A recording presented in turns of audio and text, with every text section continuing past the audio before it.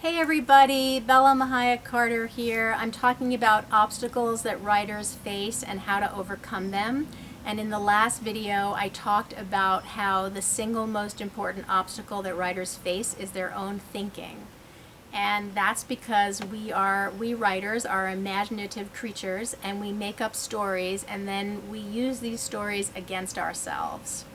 So I spoke about the fact that we make up stories about time and about overwhelm. And today I want to talk about the idea, two ideas that are really debilitating for writers. And one is this idea that I'm not good enough, and the other is this idea of being afraid of what other people will have to say. So, so the I'm not good enough, the first thing I want to say is that most people feel this way at some time or another, especially creative people. Even though, we can have a lot of bravado and we can pose and pretend, deep down underneath, that this feeling of I'm not good enough is pretty pervasive. And I have had struggled with it for most of my life as a writer, and before that as a dancer. And what I've come to understand is that this I'm not good enough, it's just a narrative. It's just a story. It only has an impact on me if I believe it. My mom used to have this friend named Shirley, and Shirley used to talk a lot. And I used to say to my mom, how can you stand being around her? She's just gossips all the time. She just talks, talks, talks. And my mom said, well, she has a really good heart and I love her very much, and I just tune it out when she starts gossiping. And so I'm going to suggest to you that you have the ability to tune out whatever limiting thought, any kind of thinking that doesn't build you up, all that, chatter about not being good enough. You can just acknowledge it. You can say, yeah, I hear you, and I'm going to write anyway because it's fun, or because I want to, or because I want my kids to know my stories, or whatever your reasons are for writing.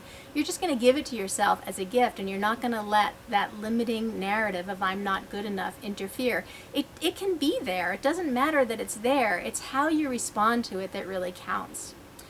The other piece is a lot of people are afraid, especially memoirists, they're afraid that what they say is going to hurt somebody. And what I tell my students and my clients all the time is, you're not publishing your writing right now. You're not even sharing it with a group beyond the group of our writing circle. You're just writing it. And you have to give yourself the space and the permission to just allow yourself that form of self-expression. Just write it. And then later down the road you can make decisions about other people. But you can't have that thought about how will other people respond to my writing while you're actually in the flow creating your writing.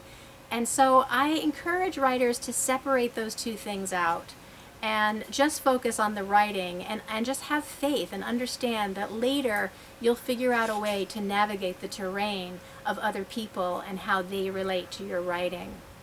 So that's really all I wanted to share with you today. In my next video, I'm going to be covering the last two parts of what I think are the stories that we make up about obstacles to writing. And one of them is lack of accountability, and the other is money. And we're going to talk about those things because they are stories that we make up that keep us from our writing.